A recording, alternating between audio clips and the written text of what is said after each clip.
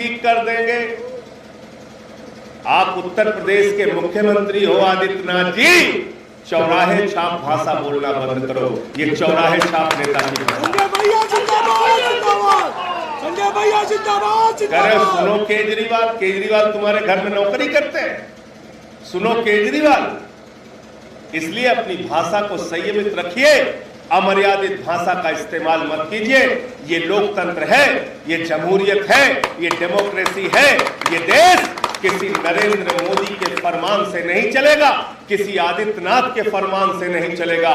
ये देश चलेगा तो बाबा साहब डॉक्टर भीमराव अंबेडकर के संविधान से चलेगा। और हमारी सरकार ने फैसला लिया है दिल्ली में कि हम सरकारी स्कूलों में भी बाबा साहब का संविधान, भारत का संविधान पढ़ाने का काम करेंगे। ये फैसला हमारी सरकार ने लिया। ये देश संविधान से चलेगा, नियम से चलेगा, कानून से चलेगा। अरे गर्मी ठीक करने की बात करते हो बाबा जी, अच्छों की गर्मी इस देश की जनता ने अपने वोट की ताकत से उतार दी।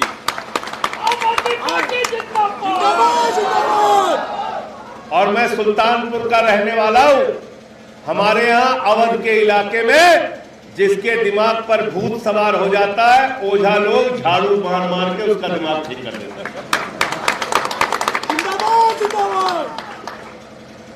देखा है कि नहीं देखा है? देखा है ना?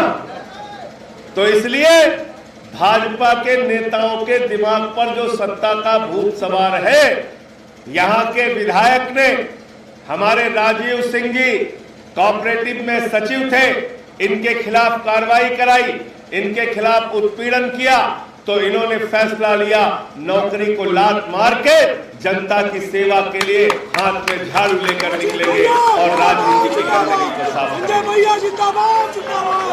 ऐसे पढ़े लिखे योग्य प्रत्याशी को इस विधानसभा से जिताने का काम कीजिए।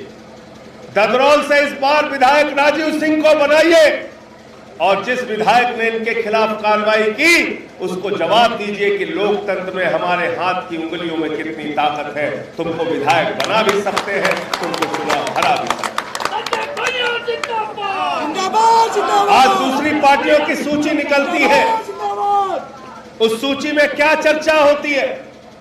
भाजपा की लिस्ट आती है, कांग्रेस की लिस्ट आती है, सपा की आती है, बसपा की आती है। लोग चर्चा करते हैं, अच्छा इनके यहाँ कितने गुंडे आए, कितने माफिया आए, कितने चोर आए, कितने उचक्के आए।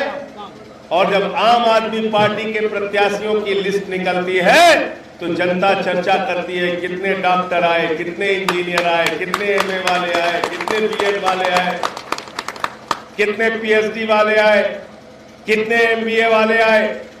तो एक पढ़े लिखे योग्य प्रत्याशी को आम आदमी पार्टी ने आपका प्रत्याशी बनाया है, आपके यहां से मैदान में उतारा है। इनको चुनाव जिताने का काम कीजिए। और हमने फैसला किया है, फैसला नहीं गारंटी दिया है। गारंटी का मतलब जो कहते हैं वो पूरा करेंगे, और हमने पूरा किया है जो कहा दिल्ली के अंदर। तो केजरीवाल की गारंटी है, आम आदमी पार्टी की सरकार बनी तो उत्तर प्रदेश में 300 यूनिट बिजली फ्री की जाए। सारे पुराने बिजली के बिल का बकाया माफ किया जाएगा। और होलिका के दिन राजीव सिंह के साथ आप जाइएगा और पुराने बिजली के बिल का बकाया होलिका में जलाने का काम। किसानों का बिल माफ किया जाएगा। हमने फैसला किया है, किसानों का बिल माफ करेंगे। किसानों को उनके फसल का दाम 24 घंटे के अंदर उनके खातों में देने का काम करेंगे।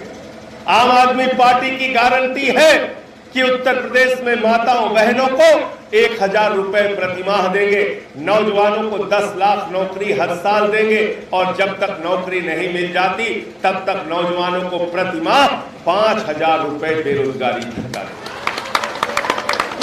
तो आम आदमी पार्टी चुनाव प्रचार में जाती है तो हम कहते हैं हमें स्कूल बनाना है, हमें अस्पताल बनाना है, हमें सड़कें बनानी है, हमें उद्योग धंधे लगाना है, हमें रोजगार देना है, हमें किसानों के फसल का दाम देना है।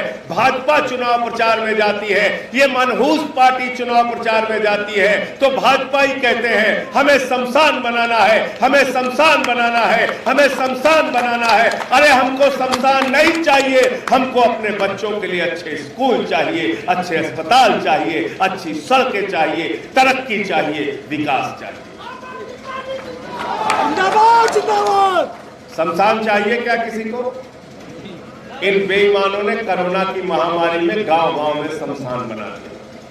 इसीलिए मैं भाजपाइयों को कहता हूं, ये एक मनहूस पार्टी है, इससे सावधान रहना, इससे सावधान हो जाना। आजकल हिजाब पे प्रॉब्लम कर दिया, कह रहे हैं हिजाब पहन के कोई नहीं आ सकता।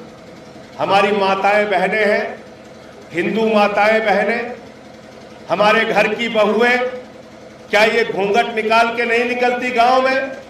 किसी की हिम्मत है उसके साथ छेड़खानी कर देगा? हमारी सिख बेटियां हैं, क्या वो सर ढक के नहीं निकलती? किसी की हिम्मत है उसके साथ छेड़खानी कर देगा? हमारे ईसाइयों के घरों की बेटियां हैं, वो सर ढक के निकलती हैं, क्या किसी की हिम्मत होनी चाहिए कि उसके साथ छेड़खानी कर दे?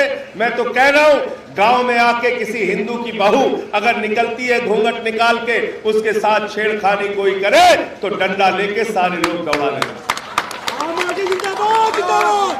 ये छेड़खानी करने वाले, ये बेटियों की इज्जत के साथ खिलवाड़ करने वाले लोग हिंदुस्तान नहीं चला सकते। याद रखना, बेटी बेटी होती है, हिंदू की हो, मुसलमान की हो, सिख की हो, ईसाई की हो, दलित की हो, पिछड़े की हो, सवर्ण की हो, अमीर की हो, गरीब की हो, किसी की भी बेटी की इज्जत के साथ खिलवाड़ मत करो।